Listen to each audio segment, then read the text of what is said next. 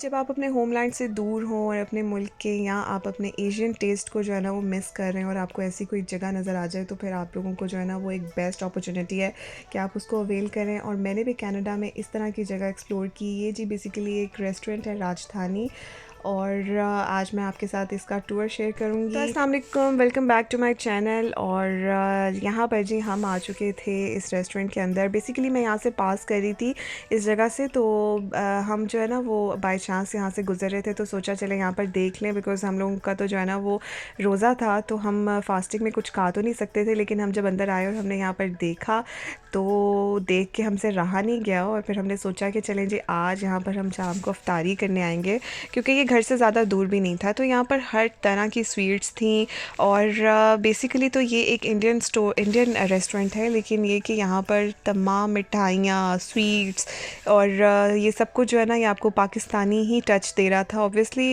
Asian food तो तकरीबन same ही होता है। अच्छा, कुछ चीज़ों का अगर डिफरेंस है भी ना, तो लेकिन अगर आप उन चीज़ों को टेस्ट करें ना, तो ये तो मैंने आज इसको देखा कि जब आप उनके फूड को टेस्ट करें तो आपको जो है ना वो मसाले, नमक, मिर्च और वो सब कुछ जो है ना, चूँकि वो सेम चीज़ें ही डली होती हैं, बस क्वांटिटी आगे पीछे होती है, तो काफ़ी हद तक सेम लगता है। तो यहाँ पर जी ये पकोड़े थे, गोभी पकोड़ा, मिक्स वेजिस पकोड़ा, साथ में ये थे इनके ढोकले, स्प्रिंग रोल, और ये मज़ेदार गोलगप्पे थे।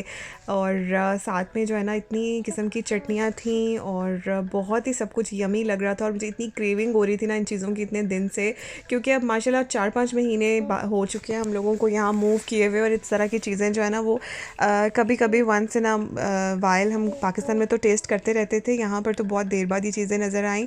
और ये यहाँ पर इनकी ना थाल की डिशेस थी। बेसिकली ये सारी वेजेस ही थी। यहाँ पर चने थे, हलवे थे, और जैसे मटर पनीर और दाल मखनी, और साथ में ये आई थिंक ये पालक पनीर भी थी यहाँ पर, और इस तरह की बहुत सारी सब्जियाँ थी। यहाँ पर जी इनकी डाइनिंग की टाइमिंग्स हैं, और यहाँ साथ में जो है ना वो इनका मेन्यू कार्ड भी है, वो भी मैंने जो है ना आप लोगों के लिए अच्छी तरह से इसको कैप्चर कर लिया था। ये चीज़ें ना पाकिस्तान में या इवन इंडिया में भी आपको हर जगह बाहर आई थिंक बहुत सारे ठेलों में भी नज़र आ रही होती हैं चीज़ें, लेकिन उस वक्त शायद पता नहीं कदर नहीं होती है आपको इतनी। जब आप अपने मुल्क से दूर हो जाते हैं ना, तो फिर आपको जहाँ भी चीज़ें नज़र आएँ तो आपको बहुत कदर आती है। इनका मेन्यू कार्ड था, और यहाँ पर ये वीक के हिसाब से सब्जियाँ भी लिखी हुई थी कि इस वीक में ये सब्जियाँ अवेलेबल होती हैं, और ये रहा इनका मेन्यू कार्ड। अच्छा, ये कि हम पाकिस्तानी इसको जो है ना वो जब भी कहीं जाएँ तो ज़रूर हम चिकन जो है ना वो भी ढूंढ रहे होते हैं, बट ये नॉन वेज सारा खाना है। तो मैं आपको पहले बता दूं कि यहाँ पर कोई भी चिकन या मीट से रिलेटेड कोई चीज़ आपको नज़र नहीं आएगी। ये